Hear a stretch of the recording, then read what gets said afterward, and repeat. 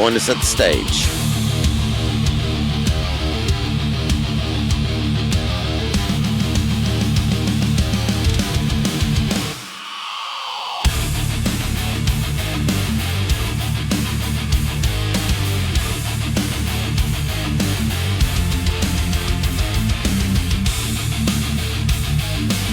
And shared chat incoming.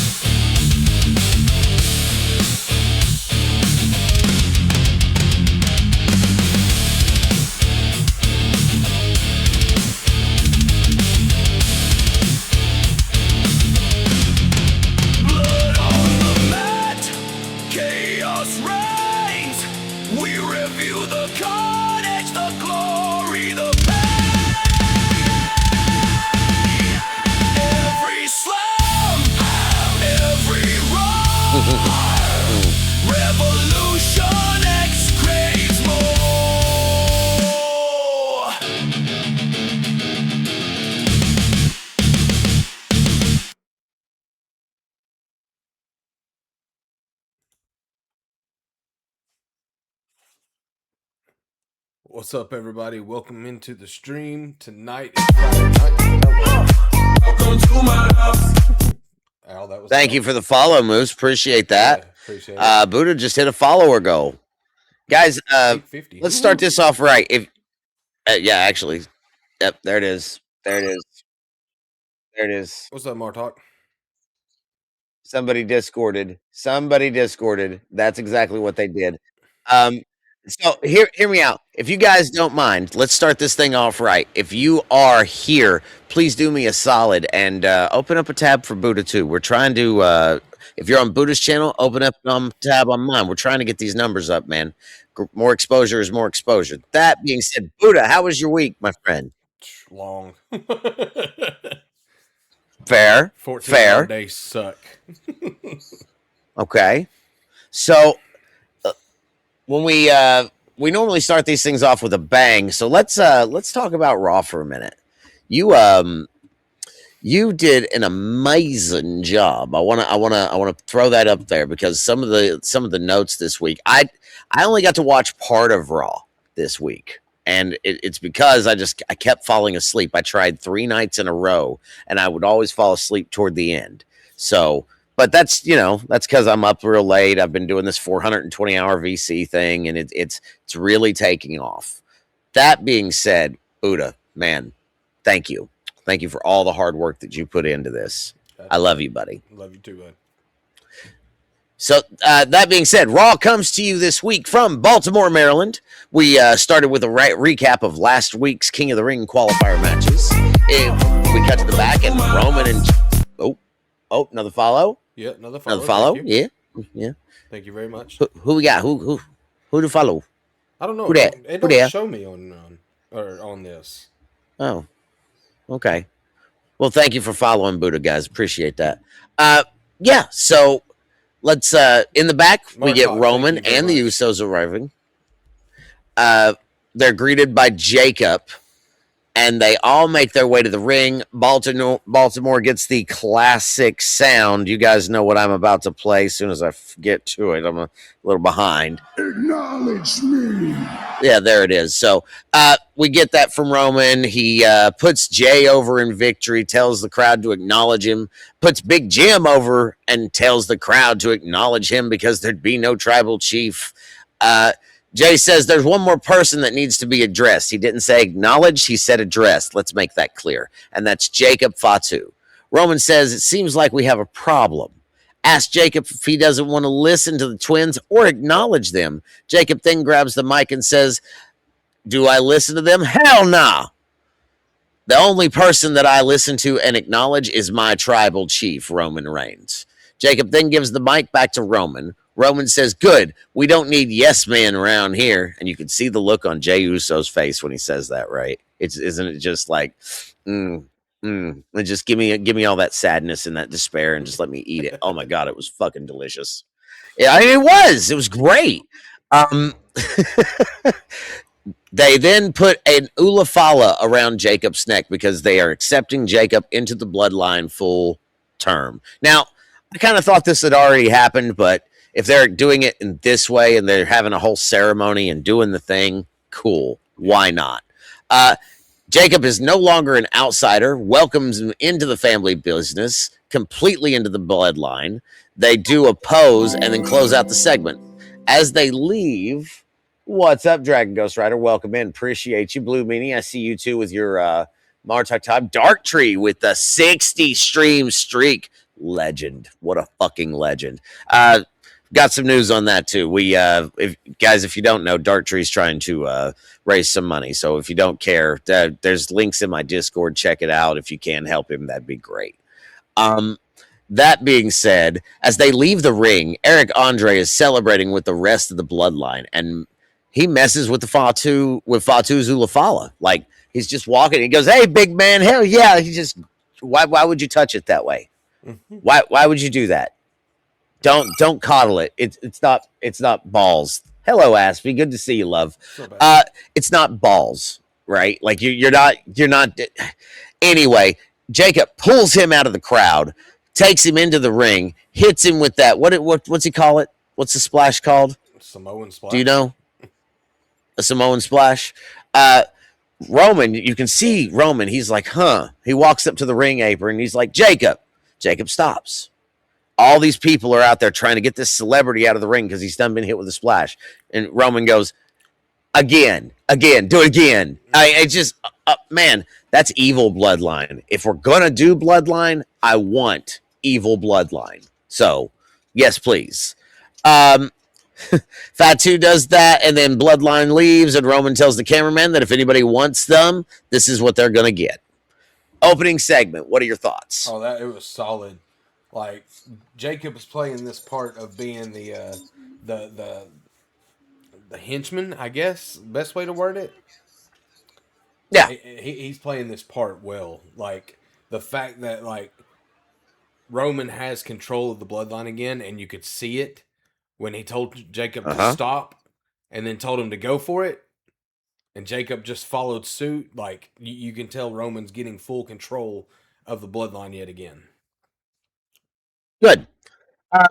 That takes us into our first match, which was a Queen of the Ring qualifier match. It was Io Sky taking on Raquel Rodriguez. Io starts off strong with fast attacks, but Raquel gets the upper hand pretty quickly. Io got some good offense in, but every time she got going, Raquel would counter and get some offense in of her own. Io continues to get the upper hand, which eventually led to her hitting the over the moonsault to pick up the victory and advance to the finals. I do see here in quotations you have the word disappointed. Is this because you wanted Judgment Day to implode? Because I know we talked about that. That I guess that's part of it. That's actually not the biggest reason. The biggest reason I was disappointed with this is they made Raquel look so weak in this match. Like for her to be Fair. the giant that she is and have the muscle that she does, I mean, it was almost like a squash match tonight. She didn't get a lot of offense in. Io had control of most of the match. You know, I would have rather seen the underdog story with Io winning that way than seeing her just basically run all over Raquel tonight, or Monday night. Yeah. I agree. I agree with that, man. They could have done something good with the Judgment Day here, and I'm just very disappointed that they didn't. I would have loved to have seen Liv versus Raquel for the finals. Yes. Spoiler alert, my bad. In any case, we get a backstage segment with Danhausen and Liv. Liv's wearing Danhausen merch and is trying to get Danhausen to curse Obafemi in advance of Dominic Mysterio's match. She's trying to use that blonde tart charm, if you will. Danhausen has demands. Liv says "fuck it" and left. That was pretty funny. It was pretty funny. It was funny. Like anything with Danhausen, it's great. We get a Danhausen vignette about the Knicks. Congrats to the New York Knicks, by the way, on winning the NBA championship. There's more to talk about on that later in the show. We then get a Seth Rollins vignette on Braun Breaker. Rollins challenges Breaker for Night of Champions in a steel cage match. Are you excited for that? I am. I got a feeling. Tell me why. I got a feeling Rollins is going to win that, but just the fact that they have a stipulation match that's going to be actually pretty. That's got two very good wrestlers in it. It excites me. Like that. That's going to be some knockdown, drag down. You know, beat them up. Like we should see blood in that match for sure. I agree. I think it'll be a good match. I hate that they're continuing on with this Rollins and Breaker story. I want it to be done with. No more after this, Paul. You hear me? No more. Backstage segment with Adam Pearce and Lyra Valkyria. LA Knight walks in upset over how everything went down. Pearce tells him he knows he's pissed, but there's nothing he can do. Knight says he will do it like he always does, his way. I mean, just LA Knight, man. We get a recap of Penta and Mysterio from last week, including the attack and save after the match. Backstage interview with Chad Gable. Gable goes to come to the ring and runs into Maxine and Austin Theory in the back talking. Interesting. We got thoughts there? What's going on there? They're just right now. They're just running it. They're just continuing it. Like nothing's coming to fruition yet. I'll be more excited to see where this goes when it actually comes to fruition. Fair enough. Dark Tree says, I do not think they are using Knight in the right way at this point. They haven't been for a while. Rage, thank you for the 40 stream streak, my dude. You are a legend. Appreciate that. Rage being one of the stage mods for Open Mics Nights. Just so. Love you, buddy. This does lead us into a singles match with Chad Gable, because he's the one making his way to the ring, right? Against Rusev. Now, Rusev's a powerhouse. Rusev is the big, bad Bulgarian brute here. Gable has new music. I liked it, too. Buddha put in the notes. Not too bad, honestly. I agree. It's definitely... It's good for his character. Agreed. Don't you think? Oh, yeah. Very good for his character. Rusev controlled most of this match with sheer force and powerful moves. Gable got the upper hand, but Ethan Page interfered to give the advantage back to Rusev. Rusev locks in the accolade, but Gable is able to get out of it. He literally stands up inside the Accolade. Man, that is cool as shit. Yeah. Not gonna lie, that took some strength. Rusev's a big boy. That leads into an angle slam, followed by an ankle lock, and Rusev taps out. After the match, Ethan Page and Rusev attack Gable till Rey Mysterio and Dragon Lee come to make the save. How did you feel about this match? For Chad Gable to be out for a little bit, he looks pretty good. Like, wasn't a lot of ring rust on him. He hit his marks every time he was supposed to. Rusev made him look really good out there tonight, Monday night. Fair. I agree. I think that anything they're doing with Chad now, they need to take it to like a babyface level and dial it up to 12 because he's got momentum from this mask versus mask stuff. So if they don't capitalize on that, it's just weighted. Gable looked good for sure, says Darktree. And that, again, we're narrating the chat. Don't forget we do this in podcast form too. If you don't have time for the stream, you can catch the podcast on YouTube. Just look up Revolution X. You'll find us. It's great. Or you can !YouTube or YT in the chat. I think it is. And you'll get one of our channels and the playlist is there. Anyway, that being said, we get a backstage segment with Roman and the Usos where Jimmy asks why Roman didn't go by the plan. And Roman says he called an audible. He then asks why LA Knight is still running his mouth. And Jay says, let me at him. But Jimmy says, no, let me talk to him. LA Knight going to become a thorn in the bloodline side. I see that. I want that. That needs to be what happens. LA Knight needs some good booking, right? Mm-hmm. It's a good way to do it, too. Okay. I agree. We get a Braun Breaker vignette about Seth Rollins. He accepts Seth Rollins' challenge for the cage match, and it is made official. So we do have the full card to go over tonight. We will not be doing predictions on this show. That will happen after the go home shows on Friday. So make sure you guys tune in for that. Keep it going. All right. LA Knight's music hits and he comes to the ring, recaps Friday's loss, says he had to get to Baltimore. Basically, bitches and complains about what happened and the fact that he's fighting the odds. Jimmy eventually comes out and tries to tell Knight there is no beef. It's not there. Knight says if he beats Solo, does that mean they won't come after him? And Jimmy says that's exactly what I'm trying to tell you. And then about this time, Jey Uso's music hits. He tells Knight that Jimmy is right and Solo is on his own. He tells Knight he is out of there and to tell him something.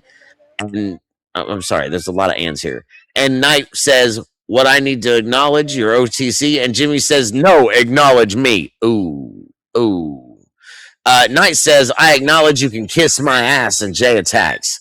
Jimmy gets hit by Knight, and then Knight is on top of Jey when Jimmy super kicks him. Jey tries to hit Knight with a chair, but Knight gets the chair and beats both the Usos with it. Yeah, Jacob comes to the ring and hits the tongue and death grip and tells the Usos to come on with it. So this right here, this segment, honestly, this is probably about the part where I started falling out, but this sounds to me, because again, I think I missed it, that LA Knight really, really, really is going to be the thorn in the bloodline side. And I'm about it, guys. Chat, I'm curious about your thoughts too. Buddha wants to know your thoughts. Please don't be afraid to put that in the chat. I want to see it. I want to read it. I want to hear it. The stage is also open, in case you don't know. We'll bring people up at the end of the show if they want to come up. ! Stage will get you directly there. It is in our Discord server, the Doobie Den. So, moving forward, we get a backstage segment again with the Usos and Jacob, where he says they tried it their way, now we do it the OTC's way. Darktree says, sick of the bloodline as I have said before. 100% Darktree, I agree. I can see why that's your thought process, buddy. Honestly, they're going to move this way. I don't know why they chose to do bloodline again, but I think they're trying to replicate what they had during COVID, and I just don't think that's going to happen. I don't think that that's how things are going to work. So it is what it is. We get the NXT Origins with Alexa Bliss. This looked good. They're ready to get on SmackDown, and I've got to tell you, It's no secret on this channel. I am an Alexa Bliss shill. She is one of my favorite female wrestlers of all time. These vignettes look really good. I love when they go back and they tell the history of a wrestler that's been around for a while. I hope to see more vignettes with more wrestlers, not just females, but men too. I want to see these origin stories. The next match was a singles match. It was Charlotte Flair taking on Roxanne Perez. Roxanne actually controlled a lot of this match and was able to keep pace. Charlotte, with her usual shit and rough-looking moves, was enough to get the victory tonight. Crap interference in this and just poor wrestling gives this my shit match of the night, Buddha says. Interesting. Buddha, you're back. Let's talk about that for a second. Charlotte and Roxanne, you didn't like it? I did not like it. Thank you for the lurk, Beached. Appreciate you, buddy. The lurk on Buddha's channel. Hell yeah. Yes, hell yeah. So tell me why. Tell me what was up with it. It was poorly done. Like, Charlotte has to be that number one star, and when you've got somebody that should be a number one star, and there was somebody that thinks she's a number one star, a lot of things are going to go wrong, and a lot of things did go wrong. It was a very slow match.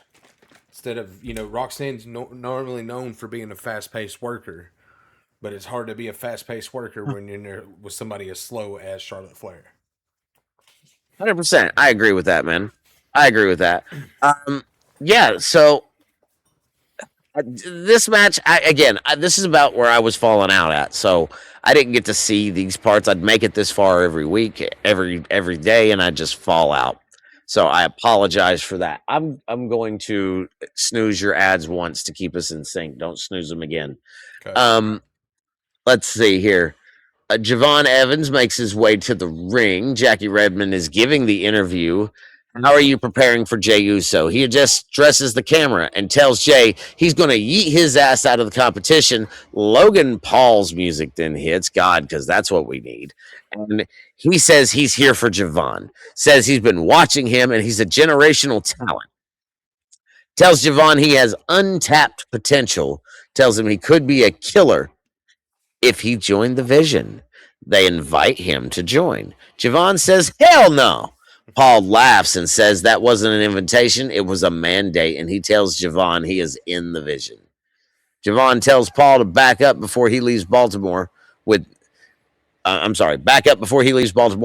arms, and then Theory tells Javon he's in the Vision, and before he can get anything else out of Javon, he stripped his pants, revealing his ring gear, and says, I see where this is going. Can I get a ref? Which leads us to that's a weird segment. Okay.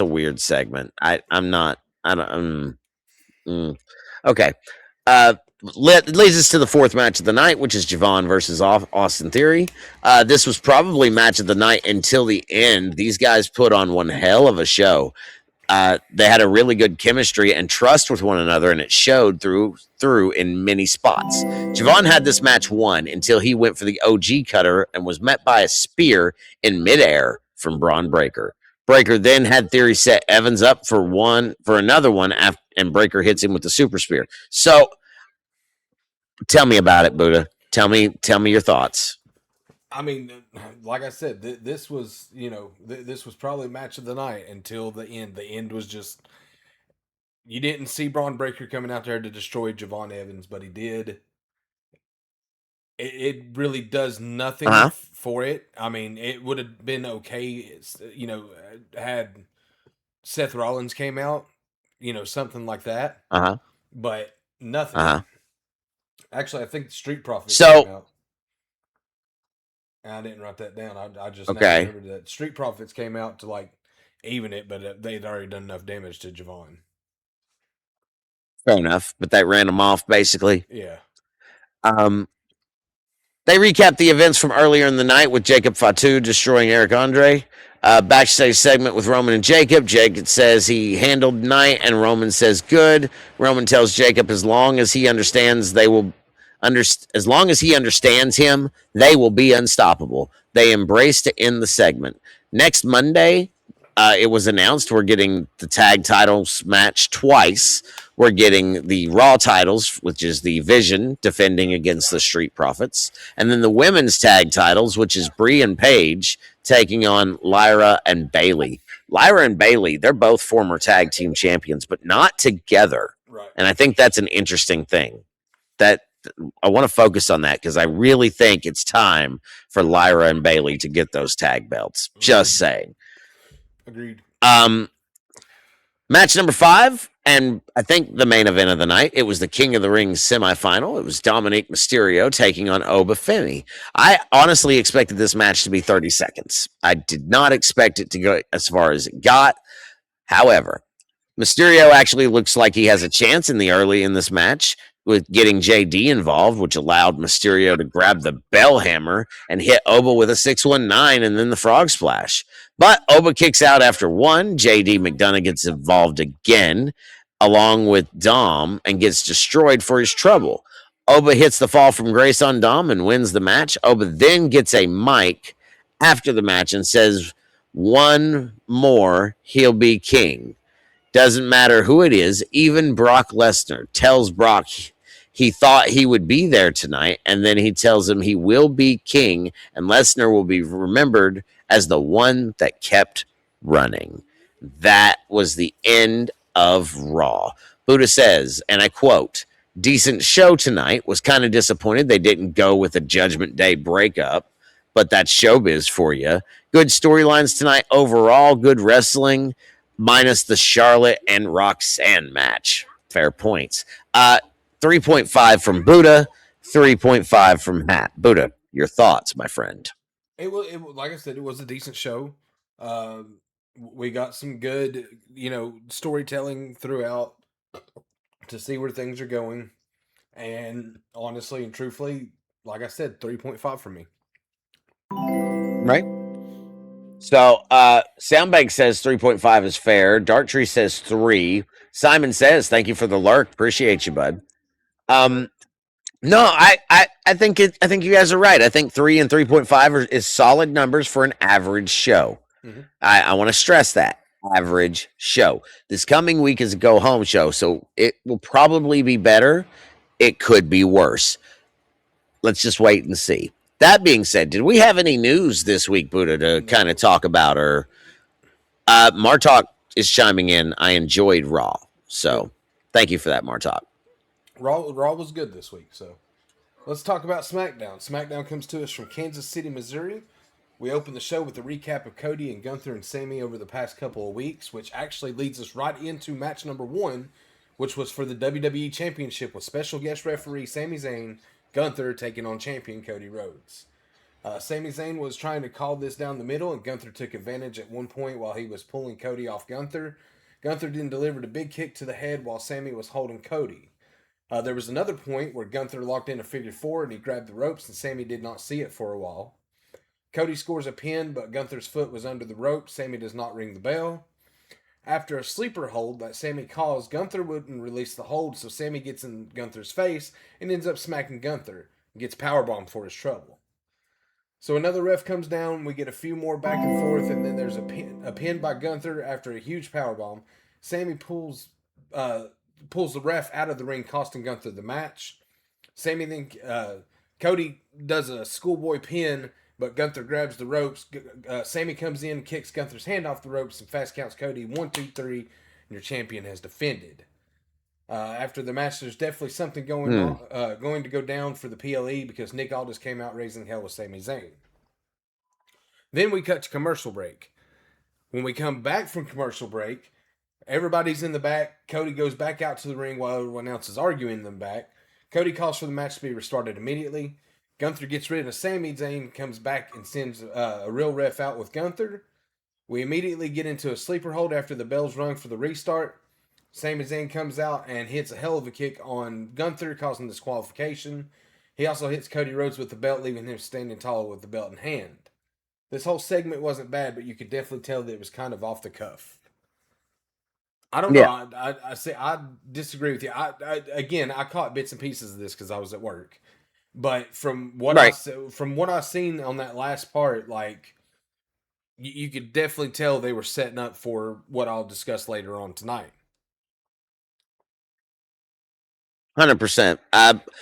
We were sitting in the VC, and I was sharing the broadcast to the Discord, And there was a few of us watching it. We made a couple of predictions while we were there, that being the thing that you'll talk about here in just a little bit. And I just want to say, before this match started, we kind of had that pegged. Dark Tree says, I'm still trying to wrap my head around a world title match starting the show. Dark Tree, let me respond to that. They've even been doing that with PLEs, and I'm not a big fan of it either. The main title should be defended at the end of the show, just hands down. Agreed. But in context here, I think they did that so that they could talk about it all night. Which is absolutely correct. Because that's exactly what they done, guys. Spoiler alert, but that's exactly what they done. Back to it, we get a Jade Cargill and Cronny interview. She calls out Tiffany Stratton for a U.S. title shot. Let me just stop right there. I've put my disdain on this since I seen it last week, and they went with it tonight. I do not want to see Tiffany Stratton lose another title to Jade Cargill. I've seen it once, and it was disappointing. I don't want to see it again because it's going to do the same damn thing. You know, there was for what you said,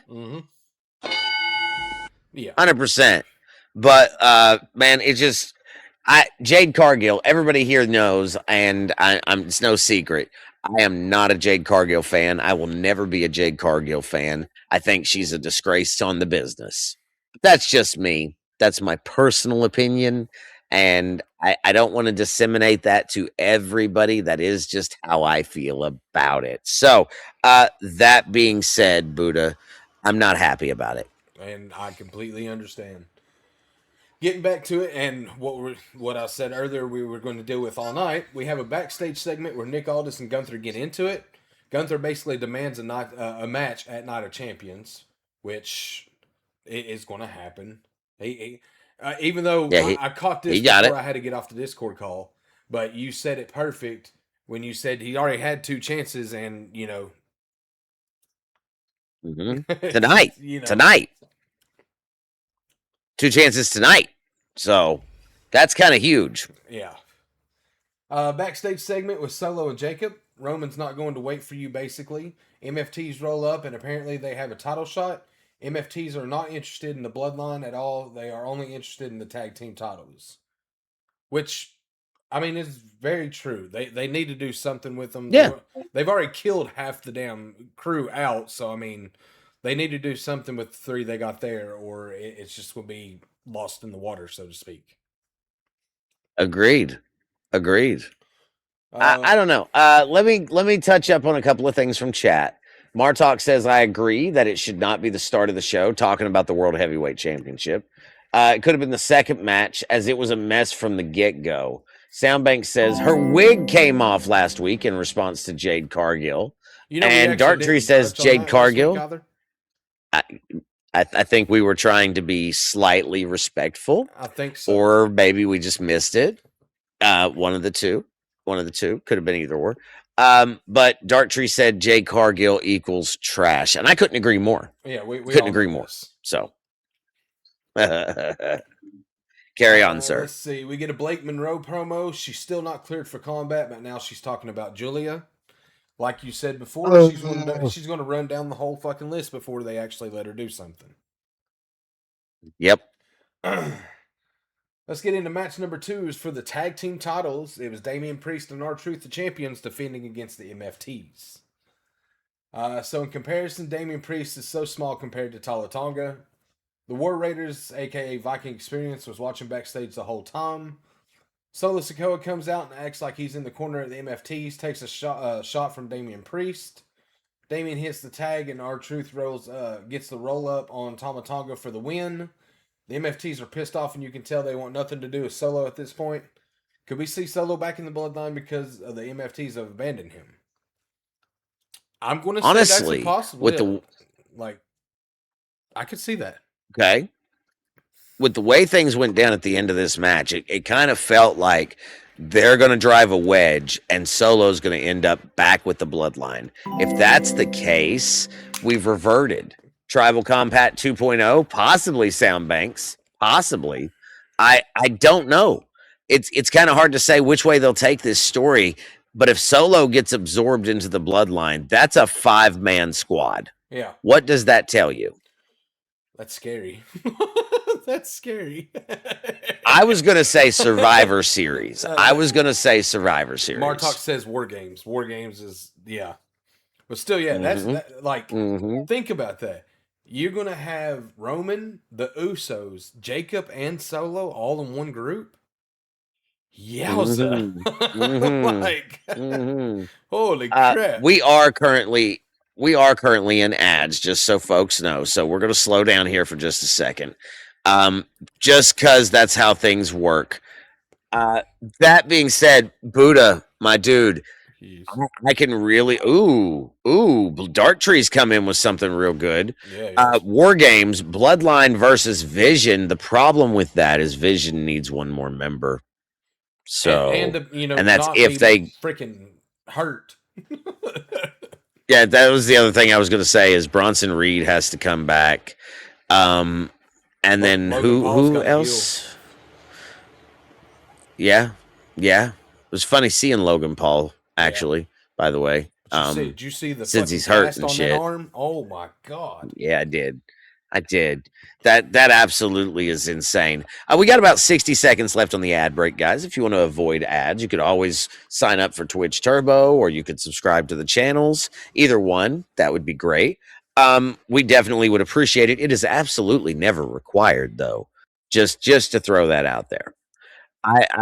Martok says, but would be great as an old school Survivor Series elimination match. We haven't had one of those in a long time. That would be nice. Jake Paul is also injured, says Soundbanks, and Darktree says we do have time as Drew is due to return as well. Could you imagine Drew in the Vision? Ooh.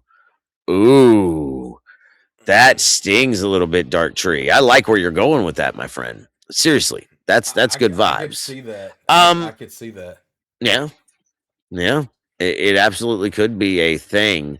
I don't know, though, Buddha. If you want to pick us back up, we are coming out of ads in 3, 2, 1. So, all right, back to what we've been talking about all night so far. Sami Zayn's backstage talking to Plankman, and Nick Aldis comes up and starts yelling at Sami Zayn over the referee job he just pulled. Sammy says Nick is real happy the Golden Boy is still champion. He didn't ask to be put in the middle of this, but he's there now.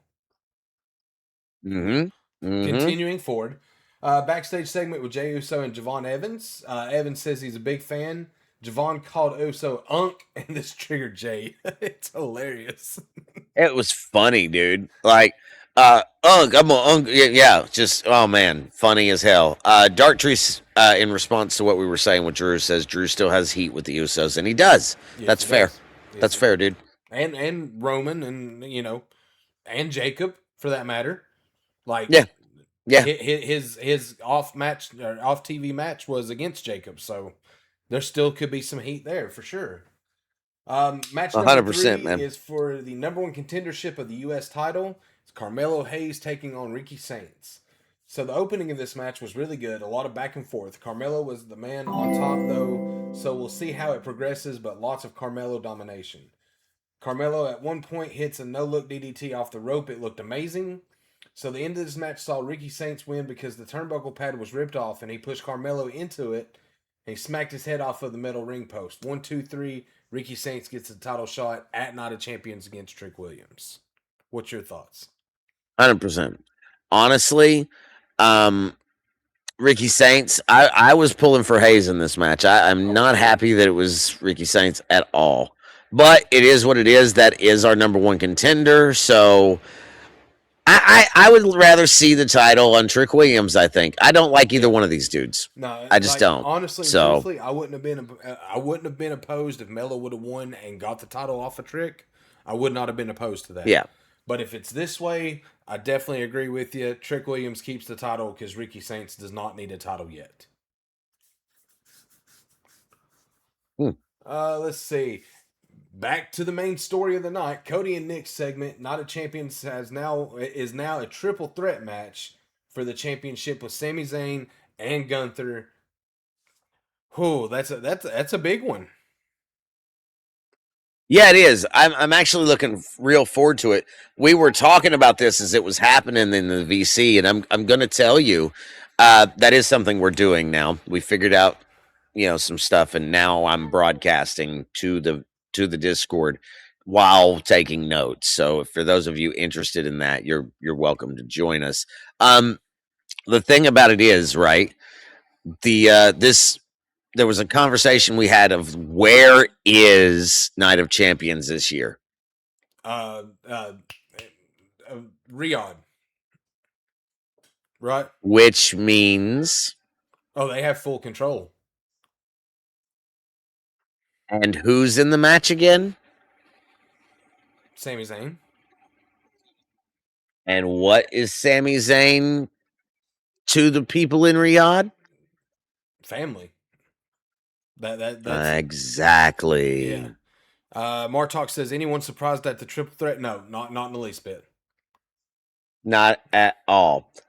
Dark Tree, I hate to tell you this. Dark Tree says, "Oh my God, I hope not." But Dark Tree, I'm going to tell you right now, it's probably going to be Sami Zayn walking out of this with the title, and it probably won't happen fairly. So just kind of be prepared. Hero is Zayn there. Correct. That's 1,000% right, Martok. Sami Zayn is a hero. Mhm. So at least in Saudi Arabia. And that's fine. That's the way to get people to come to the show. I get it.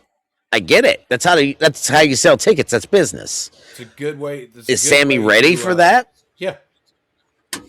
If Yeah. Okay, if you want Sammy's heel turn to take full effect, go with this. Have him win the title there. I agree. That way, when he comes back, you know just as well as I do, as soon as he gets back in the States with that title, he's going to be booed out of the building. And he uses 100%. that as But fuel. let me say this. Sami Zayn has been teetering on the edge of the main event scene for like 6 months now. Oh, yeah. It's time. Yeah. It's time. And this is a good way. So- It's a good way for Cody to lose it without looking weak. And without looking like Yeah, he has because- to actually put somebody over. Well, and here's the problem though. Who does Sami Zayn get the win over? Gunther. You really think it's going to be Gunther? Mm-hmm. Gunther. Mm-hmm. Why? I'm going to say Cody is the reason that Gunther's knocked out. Like maybe a crossroads or something like that. And Sammy takes advantage of it, pushes Cody out of the ring, takes the pin while he's got a chance. 100%. 100%. I do think that that's one way to do it. Hello. So carry us on, Buddha. All right. First of all, Soundbase says, I'm going to say I'm kind of disappointed in the triple threat, but the heel angle makes sense. Martok says, yes, he's beat him before. And Dark Tree says, win over Gunther so Cody can save face. Exactly. Yeah, that's all good points, guys. That's all good points. It can work if they book it right. Let's see. We get a Charlotte Flair interview. She speaks on Liv Morgan and how she's going to win. Then we get a Danhausen segment. He's got The Miz and Kit Wilson in the back hook up to a machine. LaGuana Del Fantasma comes back in there. Matt Cardona intervenes and gets shocked. We get an R-Truth Finn Balor segment in the back. Priest and Finn Balor heat is still kind of at large. I could see them going again. I wouldn't be opposed to that. Not at all. I honestly, but before I wanted to touch on something. I'm sorry I got distracted for a second, but the Danhausen segment with the Miz and Kit Wilson hooked up to the machines, right? Right. Somebody said something to me about seeing a Miz kind of clone, somebody dolled up like the Miz underneath the sheet. So, but what if it's like a person with the personalities of Miz and Kit Wilson? When my hand goes up, toxic. You know what I'm saying? Like, I really think there's a lot of good stuff they could do with that if they do it right. Sorry, I don't mean to backpedal, but big if I miss my cue. You're fine. So, let's get into the King of the Ring semifinal match between Jey Uso and Javon Evans. This was a decent match. However, I had technical difficulties during this match. So what he did see of the match was really good, really back and forth, high impact between the two. Javon Evans was on fire with his high speed, high impact moves. Jey Uso wins via spear and Uso splash. I did get to catch a little bit of this. These two fought Thank back and God. forth this is the kind of match you wanted to see for the prize that's at hand. The Oba Mysterio match that was a sure thing from the start, but this was the only match that you really didn't know who they were going to let go. You probably do. Like, honestly and truthfully, yeah, everybody was saying Jay, but then there was a lot of people that were saying Javon. And the way that this match blended together, they made it to where, it made it look like Javon had to pin a lot. Had it look like Jay had to win a lot. So the back and forth between these two, the chemistry these guys had in this match, and after the match, Uso picks Javon up and raises his hand as a show of respect, and I thought that was probably the icing on the cake to that.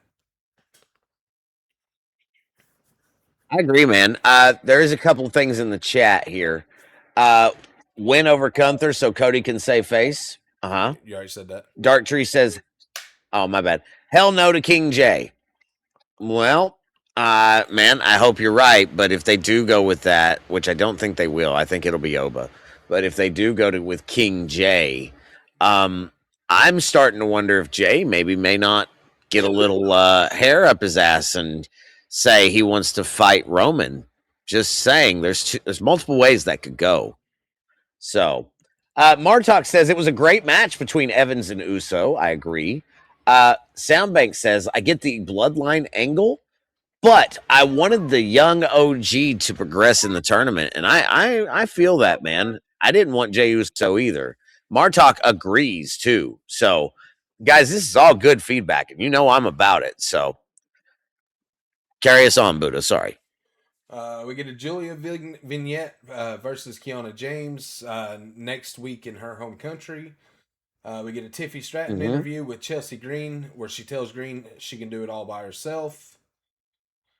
Then we get a segment about Alexa Bliss on her rise through NXT. They actually done this on Raw too, is NXT Origins. They did. Yep, which looks really good, and I want to see more. We then get a live vignette about Charlotte. This is going to be good, and I really wished it would have been. It could have been if they hadn't have fucked up the angle. Exactly. Brie Bella and Paige vignette about being the champions and how they are fighting champions.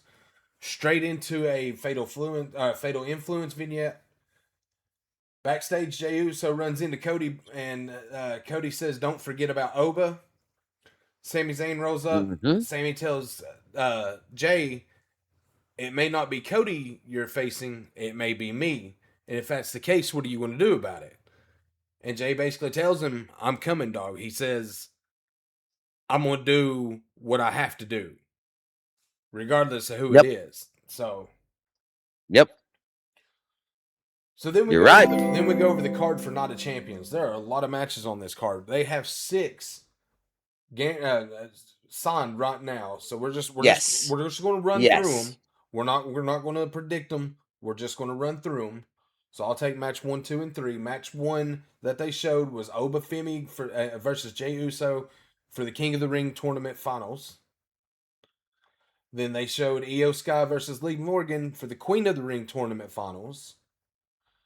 Then we get Trick Williams against Ricky Saints for the WWE United States Championship. Go ahead. And after that, it's Seth Rollins and Braun Breaker for a steel cage match, which is going to be epic. The triple threat match that was made tonight in the for the undisputed WWE Championship. It's Cody Rhodes, Gunther, and Sami Zayn. Then we also have the Women's United States Championship in Saudi Arabia, mind you. And this is going to be Tiffany Stratton taking on Jade Cargill. That one I'm not excited about. They should take that one off the card. Just saying. Just saying. So let's get into the most disappointing part of tonight. Charlotte's backstage on her way out, runs into Jane Cargill and her cronies. They're standing there waiting for her. A lot of smack talk between Charlotte and Jade. So, Charlotte beat Jade, so it makes sense. Jade and her team then attacked Charlotte 3-on-1 and worked on her injured or surgically repaired knee. Liv Morgan comes up Yep. and laughs and says, "See you out there." With all the doctors and everything telling her not to do this match, she still fought through it. So we get our Queen of the Ring semifinal match between Liv Morgan and Charlotte Flair. So Charlotte was already hurt when she came out to the ring. Liv Morgan capitalized on this before the bell even rings. Charlotte is demanding to continue this match. They let Charlotte get in the ring and continue the match anyway. This whole match was still so good, probably match of the night. Liv Morgan focused on Charlotte's knee, but Charlotte did her best to fight back, even locked in a figure eight at one point. Charlotte ended up on the outside of the ring, and Alexa Bliss was trying to talk her out of the match to get her to quit. She says, "You don't understand. This is what I want. I've got to do this." She gets back in the ring, and she's met with Oblivion. 1, 2, kicks out of Oblivion, but Morgan don't give her time to do anything. She locks in a Boston Crab and torques all the way back. And Charlotte has no choice leaned but to all tap the way out. back. So Liv Morgan moves on to face Io Sky at Night of Champions in the finals of the Queen of the Ring tournament. Yep. Honestly, I said since the beginning, because they put the World Heavyweight Champion in, I think she's going to go all the way. I think she's going to be the one to take this Queen of the Ring crown, and she's going to fight Rhea Ripley. And there's might be a unifying title storyline or a Liv 2 belts thing. I don't know. I hope they don't unify it though. That would be the worst thing they could do. Sad Awful. to say, man, Awful. but I think that's actually what they're aiming for. Well, I hope not. I hope not. Let me catch up on the chat here because Soundbank says Charlotte is a real one, talking about Charlotte coming out to the ring even though she was beat down. And then Martok says she will be the second woman to have both belts. Simgame Matt says, I haven't heard anything about a unification. And Green Tea in with the lurk. Thank you, Green Tea. Appreciate you, buddy. Yeah, I don't want a unification, but that does appear to be the storyline we're heading down. Hopefully, it just means Liv will have to defend both titles. Like she'll defend against a Raw opponent, and then she'll defend against a SmackDown opponent. That would be better. I don't care if she gets both belts. Don't unify them. Please don't unify them. It's where it's my story, and I'm sticking to it.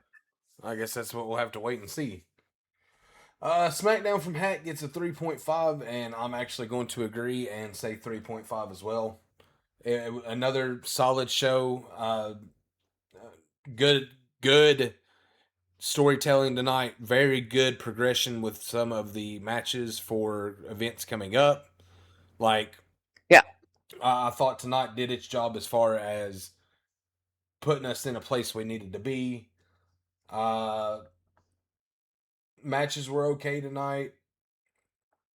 Like the last 3 matches in particular were fucking killer. So I guess Buddha, this is the part where we open up the stage, right? Where we bring in people to talk. Yeah. So guys, if you would like to come up and have a conversation, and but what if Rhea wins both belts? That's the thing. I don't think Rhea gets a title shot, Dark Tree, because Liv had to go through Queen of the Ring. So it doesn't work that way unless Liv talks her into it, maybe. But that would be a cheap way to do that storyline. Yeah. I really think either way, I don't want them to unify the belts. I want them to be separate. Each brand has its own title. It's better that way. Granted, I would rather see Io versus Rhea, because Io and Rhea, that's fire. Just saying. We do have Mart.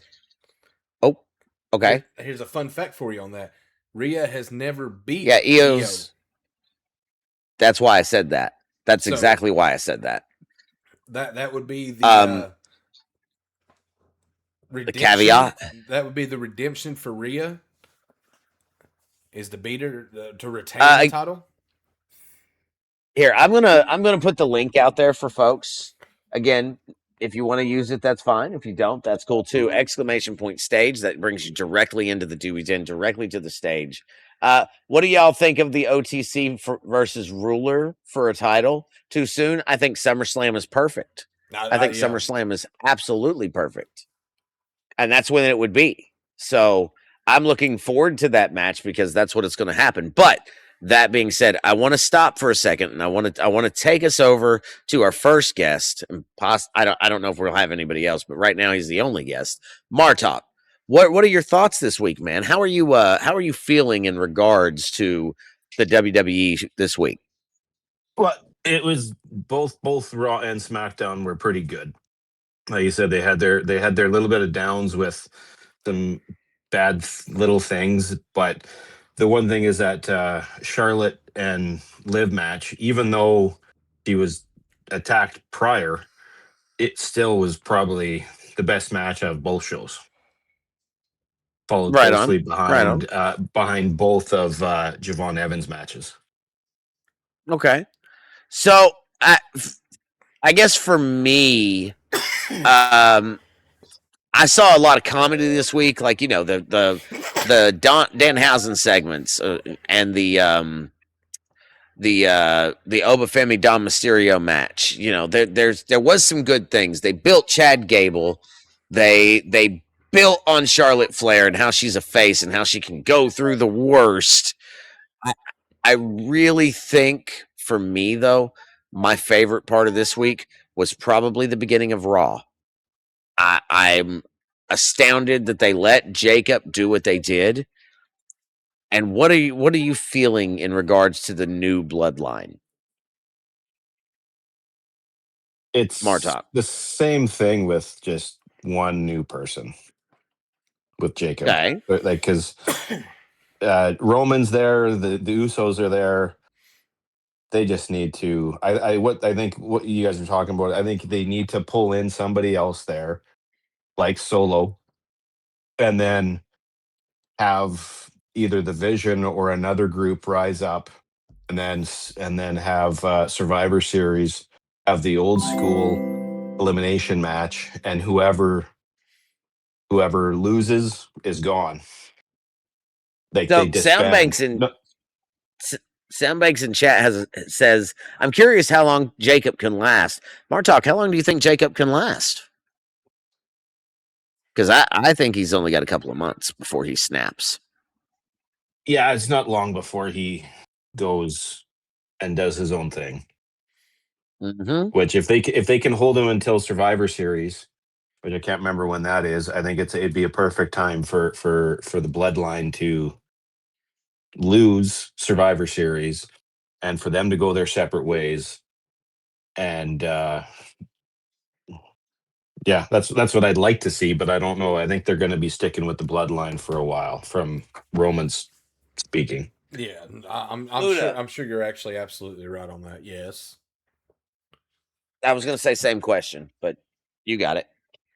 But they it would be a perfect setup to pull in another couple people to the Vision if they can get some people to stay healthy and have the Vision and Bloodline in a old school Survivor Series match. Yeah, that is absolutely the key, man. I agree wholeheartedly. I'm going to pin that at the top of my chat. Again, it's what you guys are welcome to. It's not a requirement, but we do like to bring people on. And normally we have a full stage, and I realize that it's been kind of a rough week too. So that being said, I do want to kind of thank everybody that has or will or is currently here. You guys make this show. You're the reason we do this show. We really enjoy this. And the new thing is the pre-shows, I guess, the live reacts in the Discord. I'm going to start doing that personally. And if sometimes Buddha will be able to join us, sometimes he won't, depending on his work schedule. So that's pretty cool. You're good, Darktree. Yeah. No problem, brother. In any case, I do think that we've come full circle, kind of. I think that next week we're going to have some exciting things to talk about.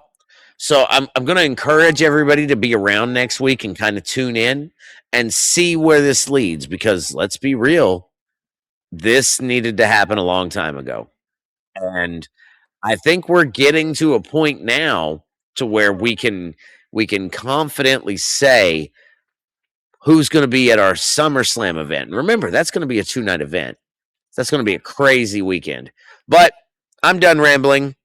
Buddha, you got anything else for the chat or for Martalk? No. Any questions tonight, guys? I'm good. Sorry, I'm at work. No problem. You're good, Martalk. Appreciate you. We being on, appreciate you, bud. Chat, anything from you guys before we wrap this up?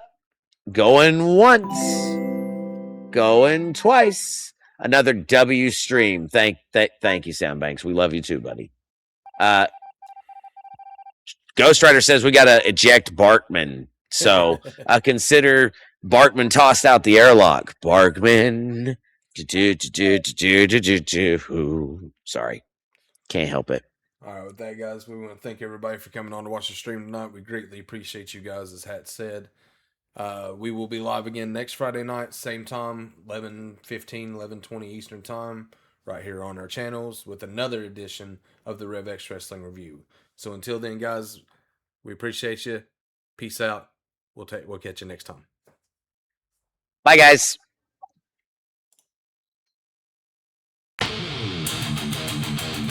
W.